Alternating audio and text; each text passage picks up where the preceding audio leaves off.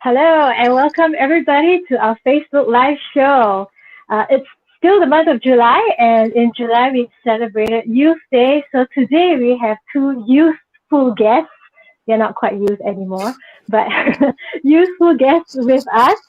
First and foremost, we have David Chua, and David Chua, together with his wife, they have four kids, and you might find him a familiar face because I bet you've seen him when it comes to national youth events because he does head up the National Youth Council. And with him, we have Chong EJ, and EJ is actually deputy head of a youth development initiative called FamChamps. And tonight, we're going to talk about youth rising in adversity. I think, today when we talk about adversity, we can only think of COVID, right, or pandemic. Yeah.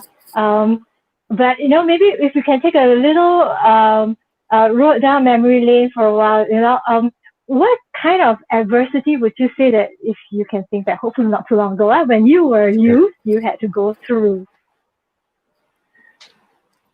EJ, why don't you start first? Me, okay. So I guess I'm the youngest, so it's easier to walk back to memory lane. I guess, shorter route. Shorter route, yeah. So I guess for me, those days were, I think when I look back, those adversities don't really count as adversities anymore. They were things related to, secondary school would be things related to studies, friendship problems, BGR problems.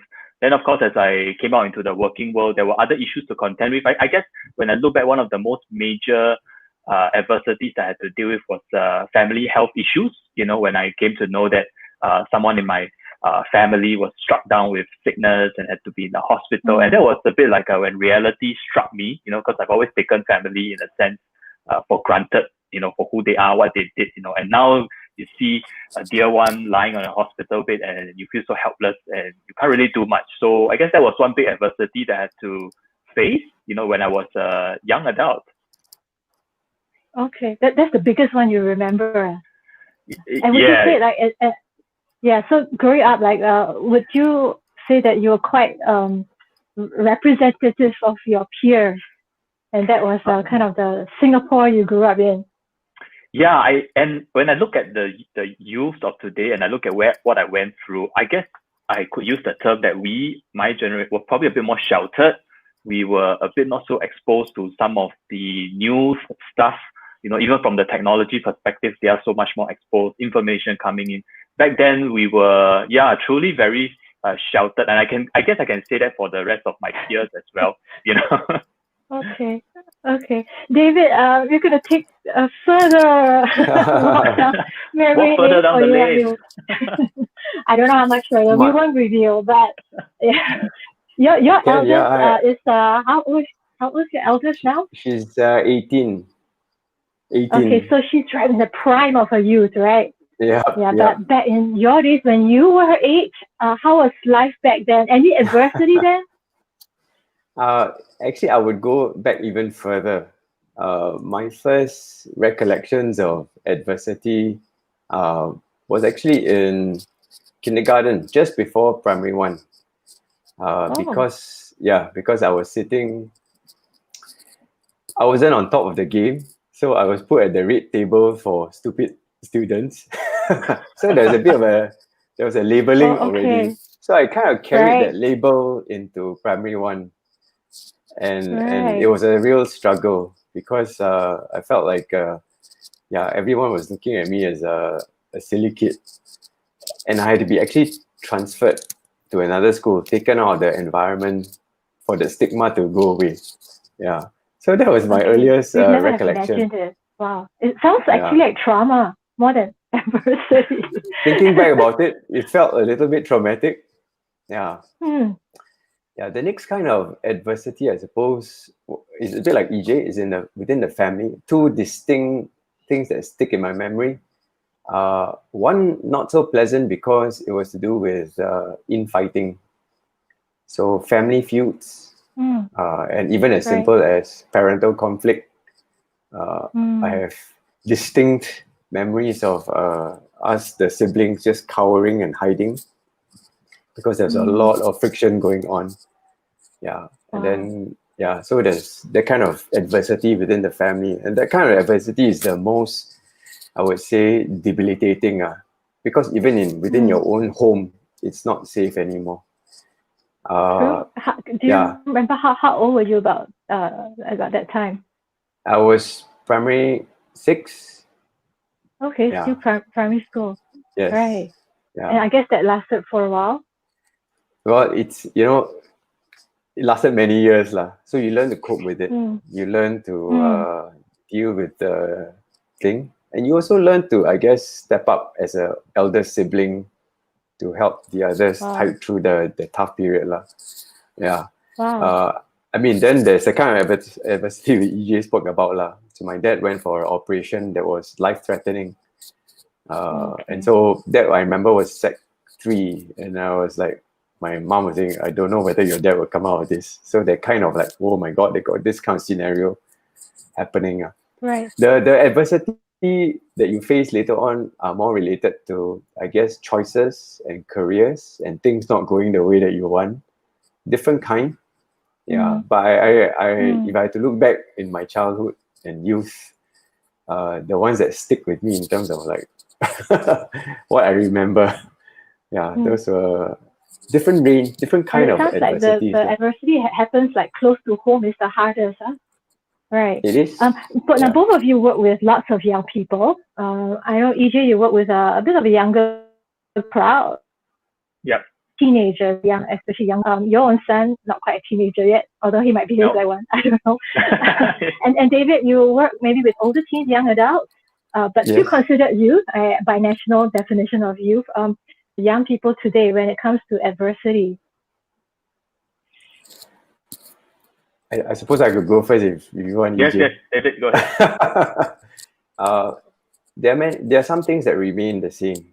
So we know that when we look at the youth trends, one thing that we always notice to be consistently high in terms of hopes and aspirations is the family. It tells us a few things because the youth are always ranking that as the highest priority, followed by things to do with career, studies, learning, and growth. It means that there are many things around the family that influence their outlook and affects the choices, which means they actually value what's being said and what's being conveyed in the family environment. So actually, as parents and as uncles and aunties and grandfathers, grandmothers within the family unit, I think we have to be very aware of the amount of influence we exert, the words that we say, how we affirm or tear down. Actually, they have far more impact than you realize. So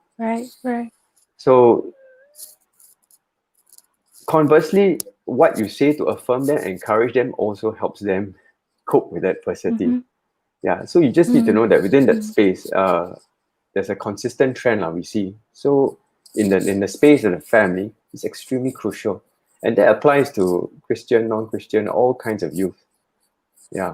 So that's one big trend I would just like to highlight. EJ, carry on.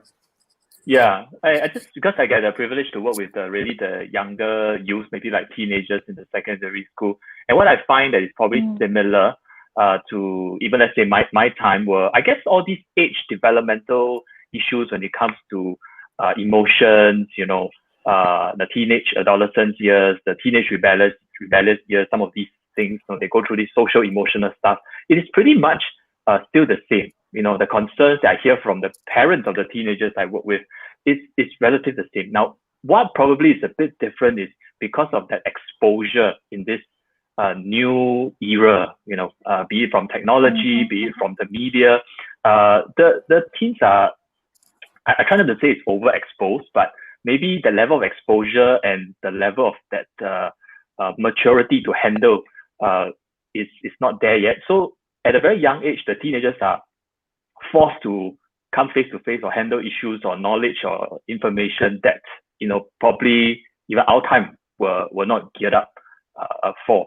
So that's why I think young people today, we do see them and we loosely sometimes use the term you're so emo, how come you don't have the maturity to handle it? And I'm sure David will concur, we do see more cases of youths who are dealing with mental health issues as well. Yeah. So I think age developmental wise issues are the same, but maybe certain things are being magnified because of the environment that they are growing up in.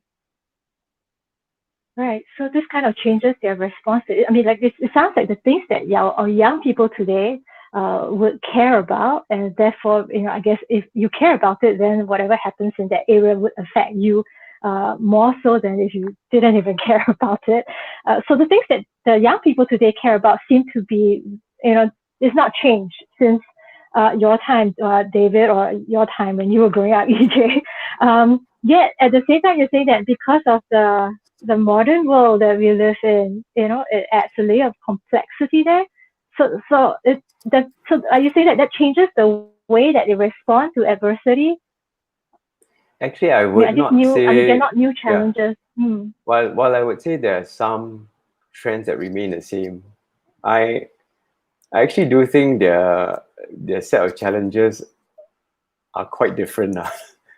The reason why I say is this: I think, as EJ pointed out, their level of exposure, their level of access to information, to what's going on around them, has increased tremendously. So that means there's a lot more stresses. With information comes a greater need to decipher, to sense make. And if you're not at the level of maturity, actually you can overwhelm. So I don't imagine actually that the stresses have gotten any better. I see some consistent areas of stress, but I see also new vectors of stress coming in. And a lot of it is through the virtual domain as well. And I think it gets even more complicated because last time, let's say I have experienced physical bullying, right? But I actually haven't. I have found that bullying in the virtual realm to be a very complex thing, and also very debilitating. The words are no less hurtful. I find the words more hurtful than the physical action. So actually, I think we don't underestimate. So that old adage about like how sticks and stones can break bones, but words won't hurt me isn't true at all, right? Yeah, words will break your spirit. Yeah, so the kind of stresses and things being put through these channels, I think we can't underestimate it. I would dare say maybe it's a bit worse, and I think we have to be aware at least, and then equip our young people on how to manage it. Yeah. Interesting. I mean, from your work with young people, do you think that there's always this generation of young people have been called like the strawberry generation, easily bruised, maybe not expected to be so hardy against adversity, but then at the same time, I mean, both of you gentlemen are saying that the adversity has become a little more complex, and you have information that's hitting them all the time. And for one thing, I know that research has shown that indeed they aren't at that level of maturity because developmentally their decision-making faculties are still being developed, right? So and yet they get all this information thrown at them. So is it really that they are a more strawberry generation, or things have just gotten really harder? Maybe Joe, I chime in on this. I mean, honestly, having been in youth work for the last 13 years, I need to confess that there were really those years where I really labeled them as the strawberry generation. And I'm sure times of today we have different labels for the teenagers or the young generation, from strawberry to durian to blueberry or whatever you call it. But I've also come to realize that that label sometimes is a bit unfair, because they grew up in a different journey in a different times. All I can say is that I do agree that they have strawberry moments, where they were growing and trying to be more resilient, where they were influenced by culture, where they're influenced by peer pressure, and there were times that they lapsed. All right. And I will call those more of strawberry moments rather than labeling it as a generation. Yeah. Because from the works I see, I don't think all the young people are like that. In fact, adding on to what David has mentioned, even in the midst of all these crises or adversities, or more adversities faced in this generation, I also find that there are a lot of youth taking a stand, rising up and, being a youth voice on many different issues, from environmental to family to social issues. as well. So there are resiliency displayed as well, but definitely from an age developmental point of view, there are strawberry moments they go through. But like, don't we all have those strawberry moments too? Even as adults? Even adults, we also have those moments. Right. I know David stepped out for a while, but I'm kind of curious because even earlier when you were describing how things could be similar or different with the present young generation, you mentioned about how family can be the most debilitating issue or adversity or source of adversity for a young person, and yet at the same time, it is really that refuge, or I don't know, the strength for the young person to overcome adversity. You want to like elaborate a little bit more? Yeah. So I do agree with EJ that all of us have that strawberry moments.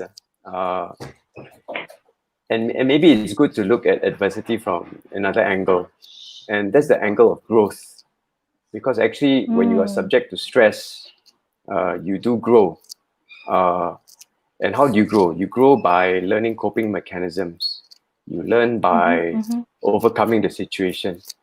So I think we also have to recognize that actually, I would like that every person is a strawberry in a sense, because the more bruises you get, I hope your skin gets tougher. And actually, that's quite necessary. One of the things we're concerned about at the Youth Council and government level is that Singapore is a little bit too comfortable. And our families and the way that we design our lives, we are trying to make things very comfortable. And that's human, that's natural. You want to ease the path. But sometimes easing the path, especially at a young age, is not the best way. So if we look at adversity, there's negative kind, which we talked about, and then there's the kind where we allow for it to happen. And as a Christian too, we know that God allows it. In the book of Romans it says suffering produces perseverance, perseverance produces character, and out of that hope arises. So actually that's quite a critical ingredient too. You must allow for stresses and adversity, and sometimes don't not even helicopter, don't heli insert, don't go in and intervene. And that's important. Yeah. So how do we cope with adversity? How did I cope, or how do we as parents also try and guide our young people to cope with adversity? To me, there are four ways, and one has to do with understanding where your source of strength is. So, in the secular world, we place a lot of emphasis on personal agency. And at the National Youth Council too, we try and nurture personal agency values in young people. You have to have a sense of agency, take action, take initiative, right? If not you, then who else? Depend on who, right? But at the same time, biblically, also we know our true source of strength is from God. And actually, that's one area that we can advise our youth on. Go to your basic source of strength. And actually, we find that in the whole realm of mental well-being, spiritually based sources of strength are actually quite significant in the Asian context. So when we talk about the mental well-being construct, we can't ignore that spirituality-based type. So whether you're Buddhist, you're a Muslim, or you're Christian, one key source of strength actually is your faith. Right. Yeah. And then you complement it with your personal agency traits as you grow over time. Second is understanding your base identity. Who are you? So if your base identity is predicated on your career and your appointment, then when the appointment goes, your identity vanishes. And so the slippery slide down a very poor esteem path. But if your base identity is, I'm somebody's son, I'm valued by my parents, or I'm valued by God, then actually there's no reason why you should lower your sense of self-worth to the extent. And then the third one is finding ways to be affirmed, positively affirmed. So affirmation, words of affirmation from parents, from mentors, from educators, from around you. Of course, not purposely seeking self-praise, but real affirmation. Yeah. And the last one, I guess, is sometimes you just need permission to fail. That's all. Yeah. So as parents and as people in places where we can give permission to fail. And sometimes it's very liberating. Yeah. Right. So those are just some coping mechanisms I have found useful in my own life. And also how I think I would, as a parent, try to see how I can help my children. I just want to affirm what David has mentioned about these 2 points, especially the last 2 points he mentioned about affirmation, and the room for failure. Because in my work with the youth, I often, when I journey with them and I hear their stories, and of course I hear the parents, what their parents are talking about, what their parents speak to them. And these are the two things that floats up the most. They feel that in the home environment, sometimes the parents don't affirm them, not even talking about enough, just they don't say words of affirmation. There's always criticism. Maybe it's a more, Asian kind of context, so they're always being picked at the mistakes they've made rather than even that something positive that they have displayed. And I think the room for failure is also important because as David talked about the growth mindset, I think there's a place as they will hit the wall, they will fail sometimes, but I think those are the opportunity where whether the mentors or the adult family members, journey with them to rise from it again. I think in the work that I do in FamChamps, we get a lot of opportunities on that. It may be just a simple little project that we get them to do when they try and they make mistakes, but we encourage them, and they come up again and they do better, and they feel that sense of achievement as well. Yeah. Or like what David is saying, that personal sense of agency as well, that, I can be competent at something and good at something and I'm useful, right, as a person. There's this body of research by the Search Institute that also talks about how important it is for an adult figure, and particularly if it's for parents, right, to speak into a young person's life, to give them that, whether it be the affirmation that they need or the permission to try, to fail, and to grow through it. But what happens, when there isn't such, I don't know, a parent that's present, or you say you work with youth, right? And I know that FamChamps in large part is also to help to the young people to reconnect back with their parents, and assuming that the parents aren't, like you said, maybe they're the more Asian kind, not so expressive. Like, is this something that the young person could do? Yeah, so we very much often we acknowledge that. I think the first thing is really to acknowledge that that family situation is not perfect. All right, there's no need to deny. There's no need to hide about it. Let's be open. Let's talk about it. Why it's not imperfect, and but we often educate them that it's important. The family is still an important place. While you may not have the most perfect kind of family kind of environment, you can still play your part. So that's one thing. But the other thing is also that there are avenues where they can look out for trusted adults, what we call key figures or mentors in their life, who can guide them along in those journeys. All right, and be that trusted adult figure to them. And I've known in the work that I do, and also from my years of experience working with youth, some of these young people really look up to these mentors because they've been so consistent and walking with them. They look up to them like almost like a if I just bluntly put it here, like a fatherly or a motherly kind of figure, or a big brother, big sister that they will really turn to, even in that times of challenges or that crisis that they face. Wow. What would you tell, we have parents, and mostly the people who tune into our show, they're parents, and David, you're a parent of teenagers. I'm a parent of a teenager now, and how do we kind of build their resilience, or challenge our young people to rise up, right, in adversity? So I just saw a comment from a lady called Vicky, and she said that there was an opportunity here for the parents to grow with their kid. And actually, that's very true. I find that I'm still growing. I think at the teenage and older youth stage, actually it's hard for me to be that perfect role model because I'm not. And I think then it comes to a point where the young person can see you for who you are, weaknesses, whats and farts and everything, and understand that this is just how it is, and it's okay. It's okay. Right. You don't have to be to not be perfect. Yeah, because I mean, of course, I have hopes for them, but those aren't the kind of expectations I should levy on them, and I need them to understand that it's fine. That I too, so actually, it's more important than at this stage to be able to share your own vulnerabilities, your own struggles, because they need to know that it's real. It's real for you. It's going to be real for them, and it's okay. You are going to be facing adverse periods at every step of the way, and it's okay.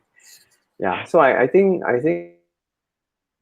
the journey for me, as I see a slight shift. So I have two younger ones and two older ones. That the treatment is a bit different. Yeah. Also going back on the point about if you can't find a mentor or father figure or mother figure or adult figure, the Bible does have some advice, and it says don't go alone. Don't go it alone. A brother is born for a time of adversity, right? And that's true. So even at the at NYC, we track social participation. We track social participation not to see how active our young people are, to see whether they're actually going to have a potential for forming that kind of networks. And we notice that for those that are more socially active and are involved in more frequent activities outside of the family, they tend to have a better outlook in life, more positive outlook and perceptions of things around them. And that's because they have friends to fall back on. So that's actually an important safety layer as well. Don't deny your children friendships. They are going to last them through life. And they are the resilience network, another source of strength, where if the family one doesn't work, this one's also important. So building social capital, I mean, we sometimes say networking, just making friends. Give time to make friends. For us, it's an indicator of future well-being. So just some thoughts. Well said. Yeah. Especially because for us parents, right, we are probably going to pass on from this earth before their friends, and when we are gone, we would like them to know that they still have a social support system there. I mean, if you could be the voice of the young people that you work with, what would they like to tell parents? I hear a lot from the young people that they wish that parents could really two things. One is really be their vote of confidence for them especially in life choices, decisions that they make. Give them the confidence whenever they try to do something. I guess the struggle for parents is sometimes what the young people like to do in this age may not be something you can agree with, or may not be something you comprehend. Especially all this new digital era stuff. But I think sometimes when they come to you and just talk to you about it, I encourage the parents to listen in. And whenever you see that they're making certain choices because they think a little bit further, they're thinking of their development, they're thinking of their growth, they're thinking of the well-being of people around them. I think these are places you can give them a nudges of confidence, the vote of confidence. The other thing is really, I hear a lot of the youth telling me, the young people telling me, they need a sounding board. They need a sounding board to bounce off. And really, like what David mentioned about, the survey that they have hopes for family, they do come back to the parents and wanting to bounce off ideas, what their thoughts about, and that's usually the first place. But, often because it gets nowhere or they're being shut down, that the sounding board is just collapsing, that's why they venture to other places, for other people to get that sounding board. So really what they really hope for is an opportunity to converse, and dialogue with parents without feeling like they're being condemned, judged in that sense. I know it's not easy for parents. I need to be fair also for the parents. It's tough. It's really tough. I hear you. Yes, it's almost like EJ, you're telling me what my son has been trying to say to me, especially for the past few weeks, like, stop correcting me. I'm just sharing with you. Just listen, and yeah, you're right. I learned to to bite your tongue and just yes, like even if I don't agree, he's at the age where he can say that I have an opinion too, and sometimes actually she tells me a lot of times it differs from yours, and I'm not trying to convince you, but it'd be nice if you could just hear me out. Yeah. Yes. So yes, thank you for that reminder.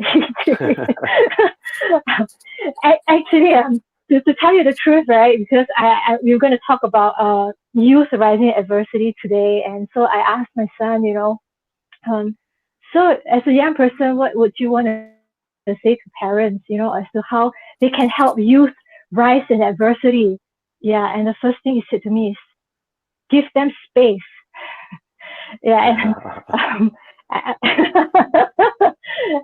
yeah, I don't think, okay, maybe I'm not so self-aware, but I don't think I'm a helicopter mom. But even then, I hear what both of you are saying. Our children need space even to try to fail, right? Space to make their own friends, not to just constantly like want to control them because they are individuating.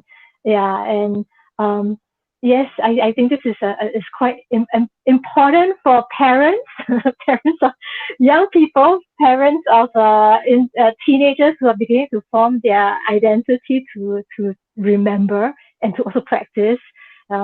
If there's this one key thing that really you want parents to know. I mean, David, you run like the National Youth Council, right? And you see the problems of society of the young people and the concerns. I mean, I guess you bear the concerns for our next generation. Like, if you could really tell parents of young people that one thing that will really help their child to be more resilient and to grow up, to be able to handle adversity, what would that be? Oh, I don't know. I'm tempted to say give them spaces.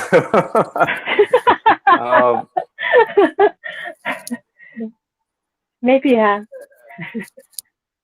single parents that's too. a really hard one. Well, personally, I mean, one of the things is yes, actually just giving them space and listening.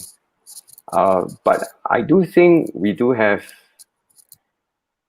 a piece of value add that we can do, and that's actually to give them a sense of purpose. And why I say that also is because oftentimes in their dilemmas and in their musing, actually they just need somebody to help them step back and see what's the big picture and what's the perspective and what's the purpose. So not trying to preach, but as you listen and as you come alongside them, help them go back to that sense of purpose, because that will be a stronger guide for them. I mean, no matter what advice and whatever networks or opportunities you're going to give them, if they cannot find that purpose, it's going to be really tough. And I think purpose is a key thing in adversity too. So you see young people stepping up, and for the people that I saw stepping up during COVID, even though they lost their jobs, and I met as air stewardess, for example, helping to do foreign worker care packs at OBS East Coast campus, where we organized a care pack distribution. You look at her and you talk to her, you never know that she was going through any difficult period. So positive, because she always looked for purpose in whatever she was doing. So it's important to actually, ironically, give help when you're going through adversity, because it helps you give a sense of something bigger. And somebody once said, anything that reminds you that you are not the center of the universe is a good thing. Anything that reminds you that you are not the center of the universe is a good thing. So you transfer yourself from your circumstance to something else.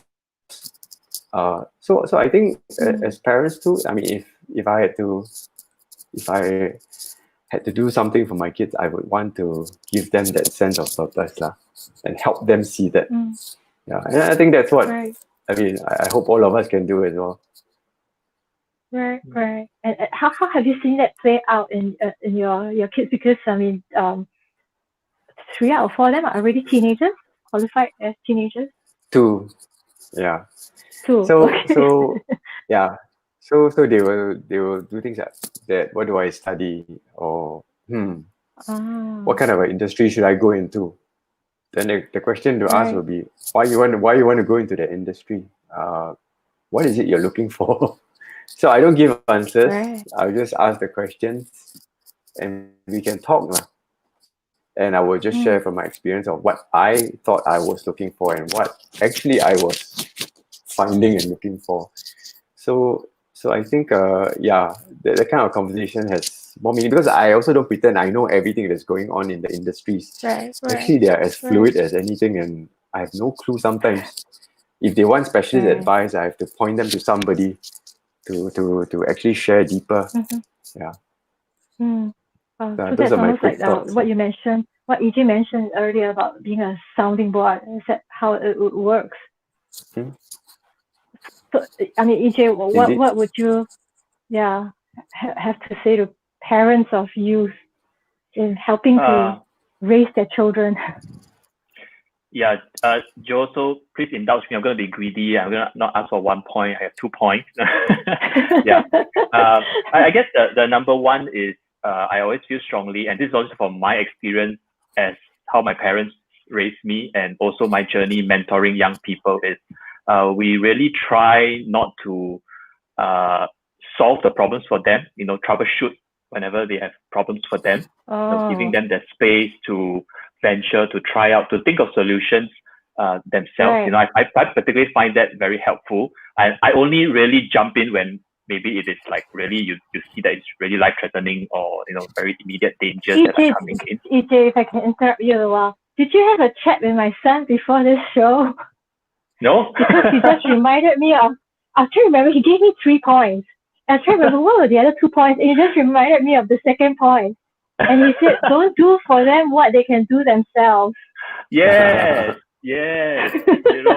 But because my experience with the parents especially is whenever they see the kids going through some challenges or struggles, it's very quick to want to jump in with that listicle of 10 strategies, or I take over and solve things for them. I think that sometimes unknowingly maybe undermine the kids, undermine the teenagers. They are much more more creative than what we can think of.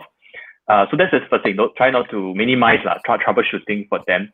And I think the second part is really about parents learning to be vulnerable and sharing with them that you need the kids to help out.